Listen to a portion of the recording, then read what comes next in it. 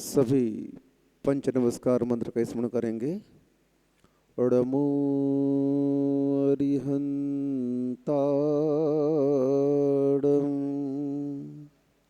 ओडमो सिद्धाडम, ओडमो आयरियाडम,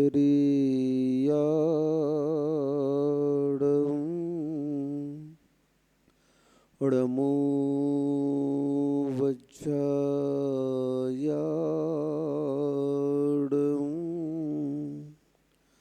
ओडमो लोए सब साहूडम,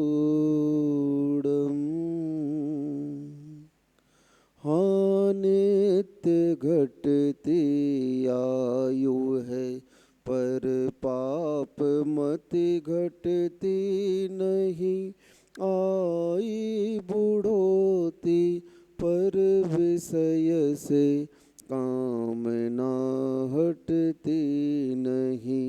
मैं यत्न करता हूँ दवामय, धर्ममय करता नहीं, दुर्मोह महिमा से ग्रसित हूँ, नाथ बच सकता नहीं।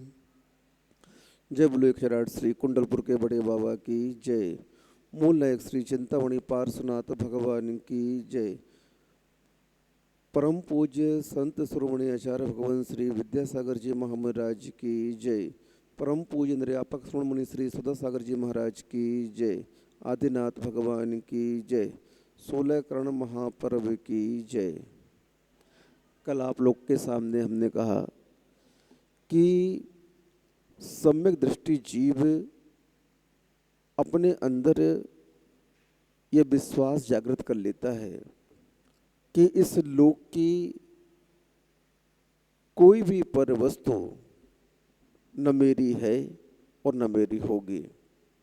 संसार के कार्यों को वह संसार के कार्यों की तरह ही करता है, लेकिन इस संसार के कार्यों में वह इतना उलझता नहीं है, इतना फंसता नहीं है कि उस कार्य में वह अपने आप को एक में एक समझने लगे। अज्ञानी व्यक्ति की पहचान क्या होती है?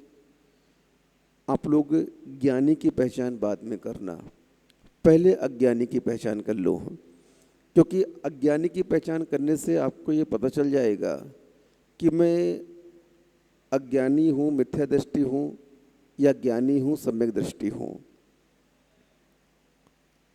अज्ञानी की पहचान होती है वह पर वस्तु में आकर्षित होकर के और अपने आप को उस पर वस्तु में बना लेता है। उस पर वस्तु के आने पर खुशी होती है, उस पर वस्तु के संग्रह पर खुशी होती है, और उस पर वस्तु के जाने पर वह दुखी होता है। अब आप लोग देख लो कि आप लोगों के साथ ये घटना हो रहा है कि नहीं हो रही है। 99% संसार के जीवों की यही फितरत है, यही उसका स्वभाव बन चुका है। वह परिवार के ऊपर विपत्ति आती है तो शोकमय हो जाता है। कैसा हो जाता है? दुखी हो जाता है। महाराज जी दुखी नहीं होंगे क्या? हम परिवार में कष्ट आया है तो दुखी तो होंगे? नहीं, दुखी नहीं हो, यही हमारा कहना है। कष्ट तो आया है, वेदना तो आई है, विपत्ति तो आई है, लेकिन उस विपत्ति के समय शोक मग्न नहीं होना चाहिए, बल्कि उस विपत्ति के समय चिंतन की धारा को धर्म की ओर ले जाना चाहिए। अज्ञानी रोता है, बिलखता है, हाथ पैर अपना पटकता है, छाती कूटता है, विलाप करता है, आक्रंदन करता है। उसका परिणाम क्या होगा? मुझे ये बताओ। उमा स्वामी महाराज जी ने इन सब के परिणाम को लेकर के कह दिया, दुख शोक तापा क्रंदन बद परिदेव नान्यात्म परो भय असाता वेदनी से, यानी ये सब चीज़ें आपके लिए असाता वेदनी का आश्रय कराने वाली हैं। दुख शोक तापा क्रंदन बद प्रदेव नानवात प्रवय स्थानन असद विद्या से, ये सूत्र दे दिया। यानी जब जब हम विपत्ति के समय में, वेदना के समय में इस प्रकार के परिणाम करेंगे, खूब रोएंगे, छाती पीटेंगे, शोक करेंगे, विकल्प करेंगे, आक्रंदन करेंगे, तो उसका परिणाम क्या निकलेगा? जो समस्या जीवन में आई है उस समस्या का समाधान इससे हो जाएगा क्या? हो ही नहीं सकता है कभी। क्यों? तुमने जो कर्म किए हैं उस कर्म का परिणाम तो तुम्हें भोगना पड़ेगा, तुम कितना भी कर लो। आज आतताई शक्तियों का बोलबाला चल रहा है। वे शक्तियां आकर के और सामान्य व्यक्तियों को तहस नहस कर देती हैं। पता नहीं कितने व्यक्तियों को एक साथ मार देती हैं, बम ब्लास्ट कर देती हैं, फायरिंग कर देती हैं, कितने लोग एक साथ मर जाते पता नहीं। कई बार ऐसी प्राकृतिक आपदा आई, उस आपदा में कितने लोग मर गए, बस की बस खाई में गिर गई। ये सब विपत्तियां जो आती हैं, जिसको आप लोग आकस्मिक बोलते हो, ये आकस्मिक विपत्ति आपको वर्तमान की अपेक्षा से दिख रही है, आप उसे वर्तमान के चश्मे से देख रहे हो, इसलिए वो आपको आकस्मिक दिख रही है। लेकिन कर्म कहता है तुम मेरे नज़रिए से देखो उसे, मेरा चश्मा लगाओ थोड़ा सा। जब कर्म का चश्मा लगाते हैं तो वह बस खाई में गिरी, वह व्यक्ति डूब कर के मरा, वह व्यक्ति आतताई शक्तियों का शिकार हुआ, वह व्यक्ति रोगग्रस्त हुआ, उसके जीवन में असाता आई, उसके जीवन में व्यापार में हानि हुई, वह सफल नहीं हो पा रहा है। इन सब के पीछे मूल रूप से कर्म का उदय ही है और कुछ नहीं है। हमने पूर्व में कर्म किए हैं और उस कर्म का फल हमें वर्तमान में इस दुर्घटना के रूप में मिल रहा है। हमारे यहाँ उपादान और निमित्त की बात की जाती है। पानी में हाथ डालने से सर्दी होती है, बचो। शुगर खाने से शुगर बढ़ती है, बचो। सॉल्ट खाने से ब्लड प्रेशर बढ़ता है, बचो। घी खाने से, तेल खाने से कोलेस्ट्रॉल बढ़ता है, बचो। अब हम इन सबकी हानियों को जानते हुए भी और उस हानियों से बचने का पुरुषार्थ नहीं करेंगे तो आचार्य कहते हैं उससे होने वाले दुष्परिणामों से तुम्हें कोई रोक नहीं पाएगा। उसके दुष्परिणाम तो तुम्हें भोगने ही पड़ेंगे भैया, कुछ भी करो। छोड़ दो ना, क्यों नहीं छोड़ते हो? जब आपको डॉक्टर कह चुका है कि इसके दुष्परिणाम ये होंगे और इसके परिणाम के बाद में फिर मेरे पास में कोई ट्रीटमेंट नहीं है, क्योंकि जब वह रोग फल रूप में आ जाता है फिर डॉक्टर बोलता मैं क्या करूं, एक टेबलेट और खा लो साइड इफेक्ट के रूप में, और उसके अलावा कोई परिणाम नहीं है। हाँ, और ये कोई रिजल्ट नहीं है, बस भोगो उस परिणाम को, उसे आप कुछ भी नहीं कर सकते हैं। क्योंकि निमित्त जब हमारे जीवन में आ रहा है तो उस निमित्त को हमें समझने का पुरुषार्थ करना चाहिए। निमित्त पदार्थ के रूप में आ सकता है, निमित्त व्यक्ति के रूप में आ सकता है, निमित्त अन्य कई वस्तुओं के रूप में आ सकता है।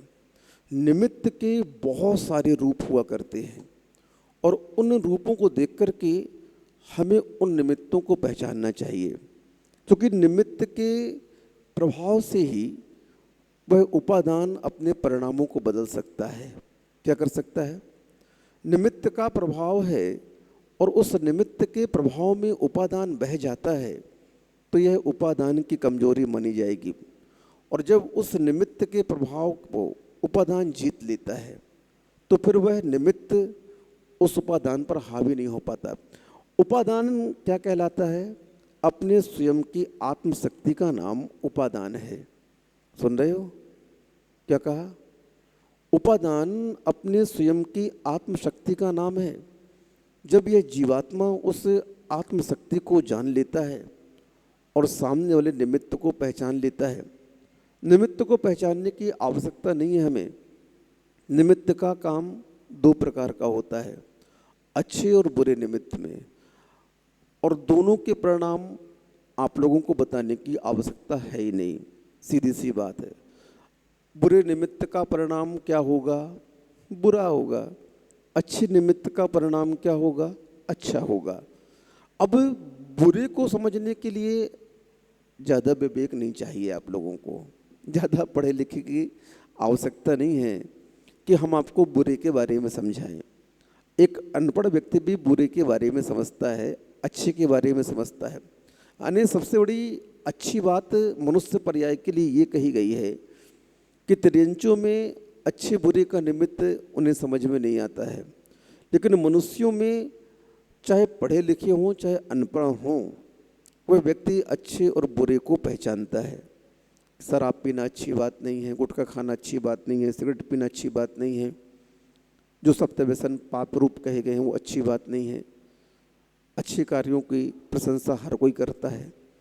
सामाजिक कार्यों को लेकर के देखिए आप, जो अच्छे कार्य कर रहे हैं उनकी प्रशंसा कौन नहीं कर रहा है? सभी कर रहे हैं। उसमें संप्रदाय आदि कोई सीमा नहीं बनती है। मानवता की सेवा के लिए संप्रदाय सीमा नहीं है। जो मानववादी संस्थाएं होती हैं वह किसी संप्रदाय को देख करके उनका सहयोग नहीं करते। वो तो मनुष्य के ऊपर विपत्ति आई है और उसकी सेवा में वो तत्पर रहते हैं, वो समझदार लोग होते हैं। संप्रदाय तो एक बहुत संकीर्ण दायरा है आप लोगों का। क्या है? जैन धर्म इन सभी संप्रदायों के दायरे से बहुत ऊपर है। धर्म संप्रदाय हो ही नहीं सकता है। संप्रदाय तो हम लोगों ने मान्यता के ऊपर बना लिया, समाज के ऊपर आधारित होकर के हमने अपना एक संप्रदाय बना लिया, लेकिन धर्म बहुत ऊंची चीज है। धर्म संप्रदायों से बहुत ऊंचा है, बहुत ऊंचा है, बहुत ऊंचा है। संप्रदाय तो एक सामान्य छोटी सी गली है और ये अहंकार का रूप है। मानव सभी हैं। सभी धर्मों में हिंसा को, झूठ को, चोरी को, कुशील को, परिग्रह को, इन 5 पापों को अच्छा नहीं माना। अनीति, अन्याय, भ्रष्टाचार को किसी भी संप्रदाय के उन महान आत्माओं ने अच्छा नहीं माना। चाहे वह मुस्लिम हो, चाहे सिख हो, चाहे ईसाई हो, चाहे जैन हो, चाहे बौद्ध हो, सभी के अवतारियों ने उस मान्यताओं को महत्व दिया जिस मान्यताओं पर इंसान की अवहेलना न हो, जिस मान्यताओं पर क्रूरता न हो, जिस मान्यताओं पर व्यक्ति का दिल न दुखे, उस मान्यताओं को सभी ने अच्छा माना। आप किसी भी धर्म के शास्त्र को उठा करके देख लीजिए, उसमें सबके कल्याण की भावना की गई है। क्योंकि अगर वह अवतारी पुरुष विश्व कल्याण की भावना नहीं रखे तो उस धर्म को कौन स्वीकार करेगा? मुझे बताओ। उस धर्म में अच्छाई की बात न हो तो उस धर्म को कौन स्वीकार करेगा? मुझे बताओ। कोई भी स्वीकार करने को तैयार नहीं होगा। हाँ, आज बहुत सारे धार्मिक लोग बैठ कर के एक जगह संप्रदाय की बात करते हैं, धार्मिक गोष्ठियां करते हैं। उन सभी गोष्ठियों में जो बातें सामने निकल के आती हैं, उन बातों को अगर सभी संप्रदाय के लोग फॉलो कर लें तो फिर विश्व में कहीं भी आतंक हो ही ना, अनीति, अन्याय, भ्रष्टाचार हो ही ना। मात्र अपने धर्म की बातों को स्वीकार कर लें और कुछ नहीं करना है। मानवता की बात को स्वीकार कर ले और कुछ नहीं करना है। किसी को कष्ट नहीं देना है, इस बात को स्वीकार कर ले, बस फिर कुछ नहीं होता है। अनीति, अन्याय किसके लिए कर रहे हो? चूंकि बुराइयां अनादिकाल से हैं और अनंत काल तक रहेंगी। इन बुराइयों का वर्चस्व इतना अधिक है, इतना अधिक है कि बड़े बड़े पीर पैगंबर हो गए, बड़े बड़े तीर्थंकर, पता नहीं अनंत तीर्थंकर हो गए होंगे। उन सभी ने अवतार ले लिया। रामचंद्र जी ने अवतार ले लिया, वामन अवतार के रूप में आ गए वैष्णव धर्म में। ईसा मसीह आ गए। इन सभी का अवतार एक तरह से बुराई का अंत करने के लिए हुआ, लेकिन बुराई की जड़ इतनी गहरी है, इतनी गहरी है कि उस बुराई की जड़ को आज तक पीर पैगंबर अवतार पुरुष भी काट नहीं पाए, उस जड़ को समूल उखाड़ नहीं पाए, क्योंकि उसकी जड़ को समूल उखाड़ना असंभव है, असंभव है। अगर संभव होता तो जिसने सृष्टि बनाई वो बुराई को रखता ही नहीं यहाँ पर, सब जगह अच्छाई ही अच्छाई होती, लेकिन नहीं, वो भी जानता है कि इस बुराई को हम समाप्त नहीं कर सकते हैं। लेकिन हम इंसान हैं, हम मनुष्य हैं, मानवता हम अगर हमारे अंदर है तो कम से कम हम उस बुराई से बच तो सकते हैं जिस बुराई को कभी समाप्त नहीं किया जा सकता है। आचार्य कहते हैं कि उस बुराई से बचने का पुरुषार्थ तो हमारे पुरुषार्थ के अधीन है। हम उस पुरुषार्थ को आज भी कर सकते हैं बुराई से बचने का। उस नैतिकता को हम आज भी अपने स्वभाव का रूप दे सकते हैं, एक आदत के रूप में डाल सकते हैं, लेकिन हम सुधरना नहीं चाहते हैं। आचार्य कहते हैं, रे मन, डांटते हैं मन को, रे मन, तुझे कितनी बार समझाया मैंने, क्यों नहीं मानता है तू? क्यों बार बार इन विषय भोगों की ओर जा रहा है? तेरी गति उस स्वान की भांति हो रही है। उस स्वान के लिए खूब अच्छे अच्छे पकवान रख दिए, लेकिन वह स्वान उस हड्डी के टुकड़े को देखता है तो उसकी ओर लपकता है, दौड़ता है, उसे मुंह में रख करके भागता है। अब उसे पकवान अच्छे नहीं लग रहे हैं। ऐसे ही आज के इंसान की प्रवृत्ति, उसका मन स्वान की भांति होता जा रहा है, और उस स्वान की भांति मन का होने से आज पूरा मानव समुदाय कचरा खाने में लगा हुआ है। क्या खाने में लगा है? कचरा खा रहा है। मांस क्या है? कचरा तो है, और क्या है, हैं? जिस सड़ी गली वस्तु को देख करके घिन आती है, उस वस्तु को लोग पका करके खा जाते हैं और उसमें स्वाद ले रहे हैं। क्या स्वाद है उस मांस में? जिसको देख करके घृणा आ रही है, उसे देख करके आप खा रहे हो, वो वस्तु के रूप में आपके सामने प्रस्तुत हो रहा है। अब बताओ, जबकि भोजन के लिए कितने पदार्थ रखे गए हैं, सोचो थोड़ा सा। 56 भोग तो कह दिए गए हैं, खाइए आप लोग, बहुत बड़े आदमी हो, खाओ आप पर 56 भोग। एक से एक स्वादिष्ट पदार्थ हैं शाकाहार में, लेकिन व्यक्ति उस स्वान की भांति उस मांस के टुकड़े की ओर दौड़ रहा है। उसमें उस क्या लोलुपता आ रही समझ में नहीं। ये स्वभाव बन चुका है, बुराइयों की ओर जाने का इस मन का स्वभाव बन चुका है। और जब तक इस मन का स्वभाव उन बुराइयों की ओर जाने का रहेगा, तब तक यह आत्मा अपना कल्याण कर ही नहीं सकती है। हमें स्वयं सोचना होगा, स्वयं निर्णय लेना होगा, और स्वयं उस निर्णय को लेकर के आगे बढ़ना होगा। क्योंकि अच्छा बनने के लिए कोई क्लास की आवश्यकता नहीं है, कोई कोचिंग की आवश्यकता नहीं है। अपने संस्कारों को जागृत करने की आवश्यकता है। जिन जिन महापुरुषों ने अपने उस आत्मा की शक्ति को पहचान करके और उस शक्ति को उस सच्चाई के मार्ग पर लगा दिया, देखो वो आत्मा आज अजर अमर हो गई, उनका इतिहास में नाम लिखा गया। और जिन आताताइयों ने अपनी उस आत्मा की शक्ति का दुरुपयोग किया और दुरुपयोग करने के बाद आज देख लो उनका नामो निशान भी नहीं है। कहाँ पड़े हैं? नरकों में पड़े हैं, हाँ, जहन्नुम में पड़े हुए हैं। क्योंकि धर्म और कर्म किसी से समझौता नहीं कर सकता है। वो तो बोलता है टिट फॉर टेट, जैसा आप करेंगे उस प्रकार के परिणाम को आपको भोगना पड़ेगा। हाँ, और आज पूरा विश्व मौत की कगार पर खड़ा हुआ है।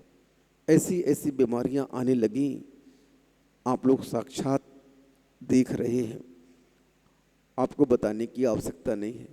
आप स्वयं अनुभव कर रहे हैं कि आपका जीवन कितना सस्ता हो गया। क्या हो गया?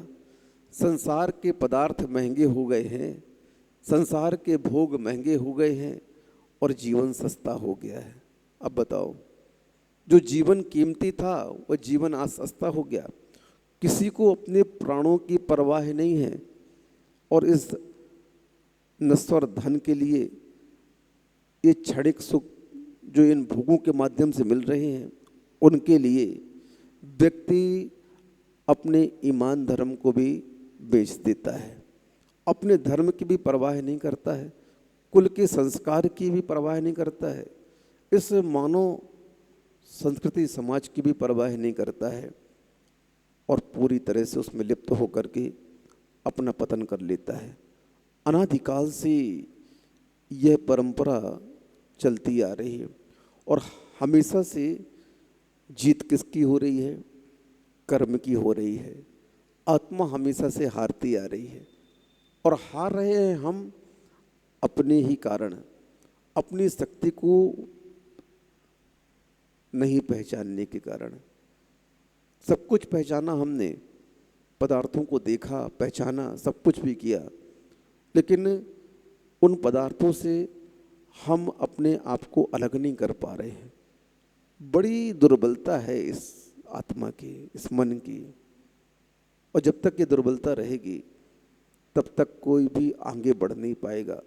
ये परिभ्रमण, ये चक्कर चलता रहेगा। मैंने पहले कहा, मोक्ष मार्ग में सबसे उपयोगी सम्यक दर्शन है और वह सम्यक दर्शन बहुत कठिन है, सरल नहीं है, लेकिन इतना कठिन भी नहीं है कि हम इसे प्राप्त न कर पाए।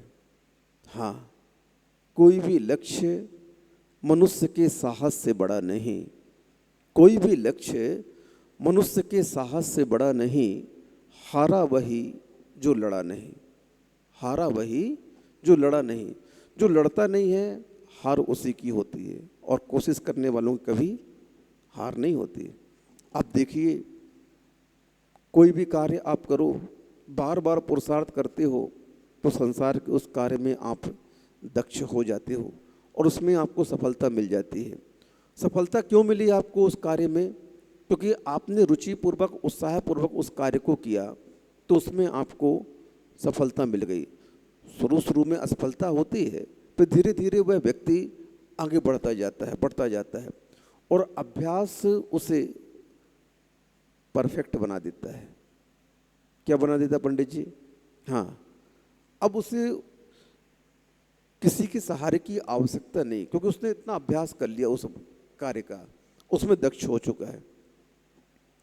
हमने भी इस अभ्यास के अभाव में पता नहीं कितनी पर्याय व्यतीत कर दी, लेकिन आचार्य कहते हैं अभी भी अवसर मिला है इस शरीर के माध्यम से उस अंतर जगत तक पहुंचने का। हाँ, बाह्य जगत की यात्रा तो बहुत कर ली, हाँ, ये देखी हुई वस्तुएं तो बहुत बार प्राप्त कर लिया आपने, कोई नई नहीं किया। संसार में आने के उपरांत जरा आप सोचो, नया क्या किया आपने? बोलो, नया कार्य कौन सा किया संसार में आने के उपरांत?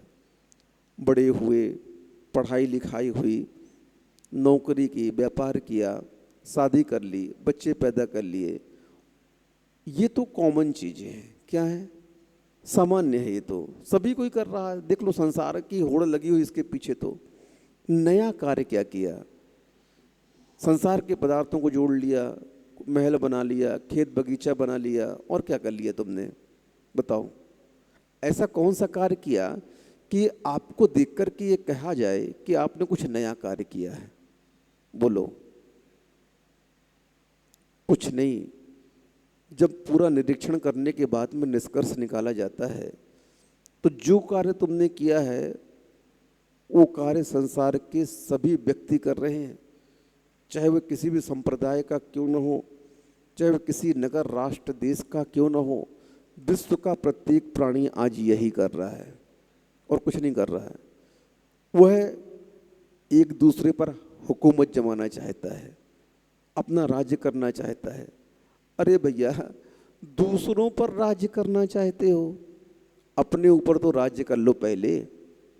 तुम्हारा मन कितना क्रूर है कि अपने मन पर शासन नहीं करने के अलावा दूसरे पर शासन करना चाहता है। ये अधर्म है। धर्म और अधर्म क्या है? धर्मी हमेशा अपने ऊपर शासन करना चाहता है और अधर्मी दूसरों पर शासन करना चाहता है। ये धर्म और अधर्म की परिभाषा है, धर्मी और अधर्मी की परिभाषा है। और आज पूरा व्यक्ति अधर्मी बना हुआ है। छोटे रूप में देखते हैं तो आप परिवार में देख लो, क्या चाहते हो? मेरा शासन चले, मेरी बात माने। जो थोड़ा सा दिमागदार हो गया, जो थोड़ा सा कमाऊ पूत हो गया, वो यही चाहता है कि मेरे सब कोई सुने, और सुनते हुए हैं उनके लोग बाग, लेकिन वो अधर्मी हो गया। क्या हो गया? उसके मन में शासन करने की भावना। दुकान में देख लो, मेरे अंदर में इतने नौकर रहे हैं। अब नौकरों में भी जो नौकर रहेगा वो सोचेगा मैं इनका मुखिया बन जाऊं, ये सब मेरे अंडर काम करें। और उनके ऊपर और मैनेजमेंट जब देखते हैं व्यवस्था को हम, तो मैनेजमेंट व्यवस्था में यही देखा जाता है, एक के ऊपर एक, एक के ऊपर एक, इसके ऊपर इसके ऊपर इसके ऊपर, बस आखिरी में एक डायरेक्टर रहेगा और बॉस उससे कांटेक्ट करेगा। ये क्या हो गया? ये व्यवस्था है। तो उसमें भी व्यक्ति होड़ लगा कर रहता है। देख लो आप, क्या हो गया? हर व्यक्ति बॉस बनना चाहता है, यूं कह दिया जाए। क्या? हाँ, लेकिन किसके बॉस बनना चाहते हो? सेठ जी और डायरेक्टर साहब, किसके बॉस बनना चाहते हो? मैं फलानी फैक्ट्री का 20-20 फैक्ट्रियाँ मेरे पास में हैं, मैं इसका बॉस हूँ, चेयरमैन हूँ। अरे भैया, भिखारी कहीं के, जिंदगी भर भिखारी रह गए तुम और कुछ नहीं बची। क्यों महाराज भिखारी बोल रहे हो? इतने बड़े फैक्ट्री, इतने बड़े मिल का मालिक हूँ मैं। हाँ भैया, अच्छा ये बताओ, एक फैक्ट्री खोली पहले, उस फैक्ट्री के माध्यम से बहुत आमदनी हो गई तुम्हें, अब उस आमदनी से वह संतुष्ट नहीं है। क्या चाहते हो जीवन में? महाराज एक फैक्ट्री और लगाना चाहते हैं और तरक्की करना चाहते हैं। ठीक है, कर्म ने साथ दिया, दूसरी फैक्ट्री लग गई, तीसरी लग गई, 1 line, 2 line, 3 line, 4 line, line पे लाइन लगी हुई है। हाँ, कितनी लाइन लग गई? 20 लाइन लग गई। एमपी में अलग, यहाँ अलग, गुजरात में अलग, महाराष्ट्र में अलग, सब जगह लाइन लग गई सेठ जी की। अब भैया थोड़ा सा शांति पकड़ लो, अब तो थोड़ा सा शांत हो जाओ। नहीं, नहीं हो सकता, नहीं हो सकता। कभी भी यह मन इन संसार के कार्यों से विश्राम नहीं ले सकता, क्योंकि उस मन को, इस आत्मा को संसार के कीचड़ में पटकना है। और इस कारण से वह मन इस आत्मा को कुत्ते की भांति दौड़ाता रहता है। हाँ, और यह मन, यह आत्मा उस मन के पीछे दौड़ दौड़ के बस उसी कार्यों में लग करके अंत में क्या होता है? अपने जीवन की यह लीला को समाप्त कर देता है।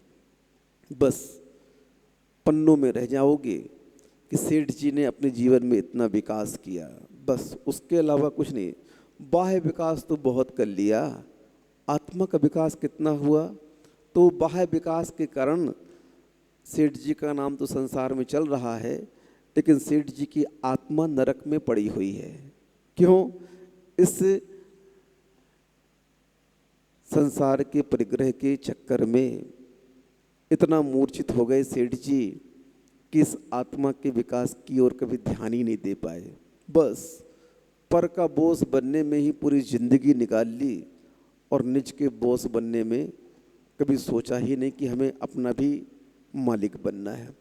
कभी ये सोचा ही नहीं कि मैं भी एक मालिक हूँ। कभी अनुभूति ही नहीं कि मैं आत्मा हूँ। परिणाम क्या हुआ? वही हुआ जो रावण का हुआ। पड़ा है दुर्गति में। ठीक है, अच्छाई करेगा तो आगे जाकर के अच्छा बनेगा, तीर्थंकर बनेगा। अभी कहाँ है? नरक में पड़ा है। श्रेणिक राजा कहाँ पड़े हैं? नरक में पड़े हैं। ठीक है, अच्छाई करेंगे, आगे तीर्थंकर बनेंगे। ये सब परिणाम हमारे लिए शास्त्रों में स्पष्ट यह उपदेश देते हैं कि यह जीव इसने ये बुराई को अपनाया तो उस बुराई के परिणाम स्वरूप इस जीव को ये नरक मिला, और बाद में पश्चाताप किया उस जीव ने और उस बुराई में सुधार किया, अच्छाई की ओर अपने मन को ले गया, तो उस अच्छाई के परिणाम से वह उस उच्च सोपान को प्राप्त करेगा। कहाँ? नरक से सीधे आकर के तीर्थंकर प्रकृति का बंद कर लिया और तीर्थंकर बनेगा। अब बताओ आप, लेकिन अभी कहाँ पड़ा है? नरकों में पड़ा है। कहाँ पड़ा है? हाँ, तो नरकों की घटना को पहले याद करो। क्या करो? हाँ, मैं धर्म को बाद में समझूंगा, अधर्म को पहले समझो, अच्छाई को बाद में समझूंगा, बुराई को पहले समझो। क्योंकि बुराई को समझ करके जब तक हम उसका परित्याग नहीं करेंगे, उसे छोड़ेंगे नहीं, तब तक अच्छाई हमारे जीवन में आ ही नहीं सकती है। अच्छाई को लाने की जरूरत है ही नहीं, अच्छाई तो आत्मा के अंदर भरी पड़ी है। बस ये बुराई का पर्दा जो पड़ा हुआ है, आवरण, इस बुराई को हटा दो तो अच्छाई अपने आप दिखने लगेगी। हाँ, और हम लोग अभी उस पर्दे का अनावरण कर नहीं पा रहे हैं। करो भैया, पुरुषार्थ तो करना पड़ेगा। जीवन में हमें थोड़ा थोड़ा उस धर्म की ओर भी आगे बढ़ना चाहिए। बुराई को बुराई मान करके हमें थोड़ा सा अपनी आत्मा के विकास के बारे में सोचना चाहिए, क्योंकि जब तक हम इस ओर अपनी सोच को लेकर के जाएंगे नहीं, तब तक ये सोच बदलेगी नहीं। युग में क्रांतियाँ होती हैं और उन क्रांतियों के माध्यम से आपके अंदर एक विचारधारा प्रस्तुत की जाती है कि इस विचारधारा के तहत आपको ये कार्य करना है, और उस विचारधारा से प्रभावित होकर के लोग उस क्रांति के अंग बन जाते हैं। आज विश्व पूरी तरह से देखा जाए तो इस औद्योगिक तकनीकी क्रांति का रूप ले चुका है, और इस क्रांति का प्रभाव प्रत्येक व्यक्ति के ऊपर पड़ रहा है। आज उस उत्पादित आधुनिक यंत्रों से सब कोई प्रभावित है, सब उसका लाभ लेना चाहते हैं। कोई भी व्यक्ति उससे अछूता रहना नहीं चाहता है, क्योंकि विकास का युग चल रहा है, और विकास के युग में हम अपने आप को उससे जोड़े ना तो फिर विकास कैसा कहलाएगा। यानी आज यांत्रिक विकास में अपने आप को उससे जोड़ करके आप अपने आप का विकास मान रहे हो। आचार्य कहते हैं ये तुम्हारी भूल है। क्या है? भूल है। तुम उस विकास को अपना विकास मान रहे हो, ठीक है, वो विकास दिख रहा है आज, लेकिन उस विकास में नैतिकता का पतन है, उस विकास में अच्छाई का पतन है, उस विकास में आत्मीयता का पतन है, उस विकास में धर्म का पतन है, उस विकास में आत्मा का पतन है। जिस विकास में आत्मा का पतन हो जाए, अच्छाई का पतन हो जाए, आत्मीयता का पतन हो जाए, उस विकास को धर्म ने विकास नहीं पतन ही माना है। आज हम उस संसार की अवस्थाओं को लेकर के, व्यवस्थाओं को लेकर के इतने उसमें रचे पचे हैं कि हमें थोड़ा सा समय भी नहीं निकल रहा है उस आत्मा के विकास के लिए। हमें अपने श्रद्धान को समीचीन बनाना है। विज्ञान कभी भी आपको ऊंचाई पर तो ले जाएगा, लेकिन धर्म की उस आत्मा की ऊंचाई को विज्ञान देने में सक्षम नहीं है। उस आत्मा की ऊंचाई को देने में अगर कोई सक्षम है तो वह वीतराग विज्ञान है। सामान्य विज्ञान तो पतन ही देगा, लेकिन वीतराग विज्ञान के शरण में जो आएगा उसको उस ऊंचाई का ज्ञान होगा। शांति कहाँ है? आज इन पदार्थों का दुष्प्रभाव स्पष्ट दिखने लगा। इतना तनाव बढ़ रहा है, व्यक्ति आज उन पदार्थों की चाह में इतना तनावग्रस्त हो गया, कैसे पदार्थ मुझे प्राप्त हों, और उसके प्राप्ति के लिए अनीति, अन्याय, चोरी, कुछ भी करने के लिए तैयार रहता है। वो देखता नहीं है कि क्या करना है, बस चाहिए। कहाँ से चाहिए पता नहीं, अब उसके लिए क्या करें? चोरी करो, डाका डालो, सरेआम दुकानें लुट रही हैं, बैंक लुट जाते हैं, व्यक्ति के घरों में चोरियां हो जाती हैं। ये सब क्यों हो रहे हैं? ये सब भौतिकता की चकाचौंध के कारण हो रहे हैं। आज शहरों में इतना चकाचौंध बढ़ गया है, वहाँ के उस वातावरण को देखते ही बनता है। आज धर्म के उन आलियों में जाने वालों की संख्या बहुत कम है, लेकिन डिस्को में, किटी पार्टियों में और भी जो सेमिनार वगैरह होते हैं, जो भी पार्टियां होती हैं, जो भी सोशल ग्रुप की वहाँ पर चलते रहते हैं कार्यक्रम पापों के, उनमें भीड़ देखते ही बनती है। और धर्म के कार्यों के लिए आज व्यक्ति के पास समय नहीं बचा है, क्योंकि वो स्टेटस बन चुका है आज का, वो एक सभ्यता बन चुकी है आज की। और उस सभ्यता में आप पार्टिसिपेट करके अपने आप को बड़ा मानते हो। हाँ, आज कोई बच्चे बच्चियां रात्रि भोजन नहीं करते हैं, मंदिर जाते हैं तो लोग बोलते हैं, अरे तुम क्लब नहीं जाते हो, तुम यहाँ नहीं जाते हो, तुमने ये ज्वाइन नहीं किया क्या? अब ये हो गया, बताओ। बहुत सारे बच्चे बच्चियों की हमारे पास चर्चाएं होती है, बोले महाराज जी हम मंदिर जाते हैं, अभिषेक करते हैं, तो शादी की चर्चा हो रही थी, तो लड़की ने बोला, अरे तुम अभिषेक करते हो, मंदिर जाते हो और आलू प्याज नहीं खाते हो, रात को नहीं खाते हो, हम तुम्हारे साथ शादी नहीं करेंगे। हम बोले बच गए बेटा, वो लड़की अगर तेरे से शादी कर लेती तो तेरा जीवन नरक बन जाता, क्योंकि उस लड़की का जीवन, उसका चरित्र वैसे ही नष्ट है। क्योंकि उसने इस बात को सुनकर के जब तुम्हें स्वीकार नहीं किया तो समझ लो वह लड़की बहुत चरित्र से हीन है, और उस हीन चरित्र से तुम बच गए। हाँ, मैं तो यही कहूँगा सबको कि जब शादी की बात चले तो अपने आप को ये प्रस्तुत करो कि मैं रात को नहीं खाता हूँ, मैं स्वाध्याय करता हूँ, मैं आलू प्याज नहीं खाता हूँ, चाहे लड़की हो चाहे लड़का। अगर इसके माध्यम से कोई तुम्हें पसंद कर लेता है, समझ लेना बहुत अच्छा चारित्र है उसका, बहुत अच्छा परिवार है, बहुत अच्छा कुटुंब है, बहुत अच्छा लड़का है। आंख बंद करके कर देना, वो दाम्पत्य जीवन हमेशा सफल रहेगा। क्योंकि आज के इस चकाचौंध में, जहाँ पर व्यक्ति व्यक्ति को नहीं पहचानता, जहाँ पर पाप की इतनी प्रचुरता हो चुकी है कि उस पाप के लिए व्यक्ति कुछ सोचता ही नहीं है, खुलेआम दिन दहाड़े पाप चल रहे हैं, और उस चकाचौंध में व्यक्ति आज इस धर्म के मार्ग पर बढ़ रहा है, दिखाई दे रहा है, तो उसे तो तुरंत कैच कर लेना चाहिए, तुरंत पकड़ लेना चाहिए उस बच्चे बच्चियों को जो इस प्रकार के मिलते हैं। तो वह आपके इस परिवार को स्वर्ग बना देगा। हाँ, स्वर्ग बना देगा। इसलिए हमें भी थोड़ा सा अपने आप को परिवर्तित करने का प्रयत्न करना चाहिए।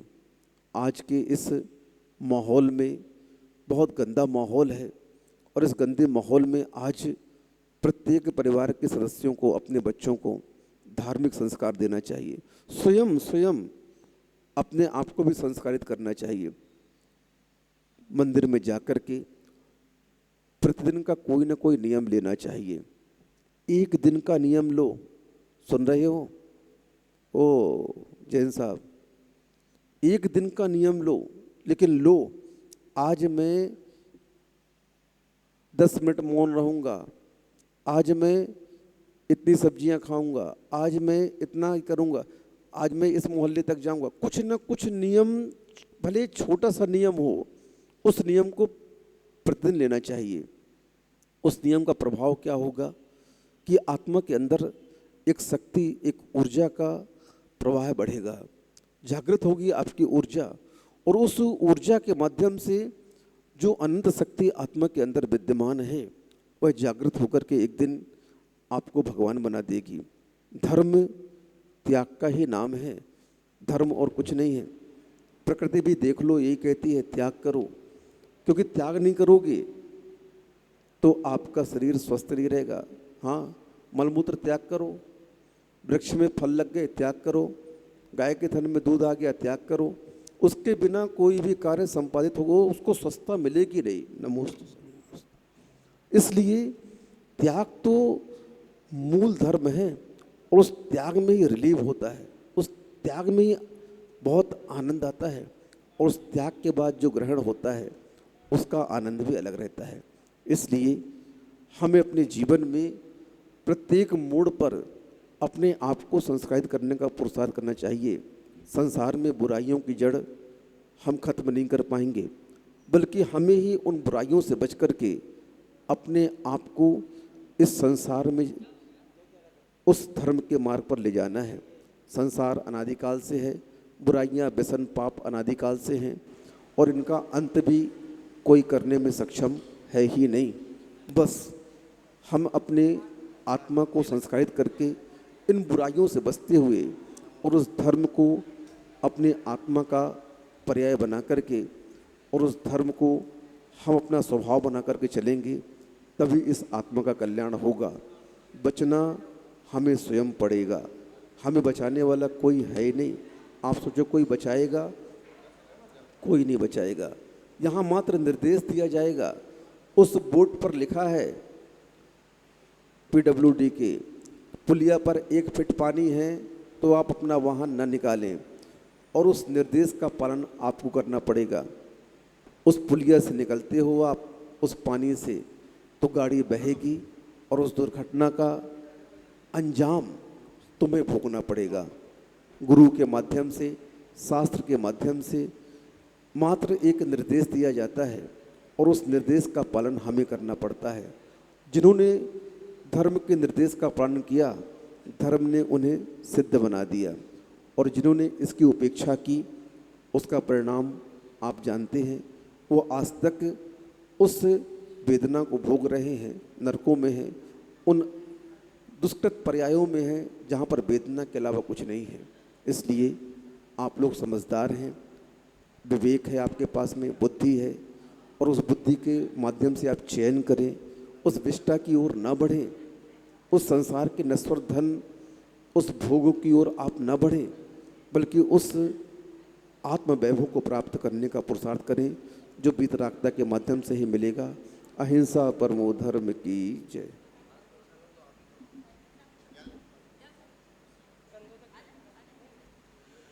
जय श्री ओम नमः सिद्धेभ्यः।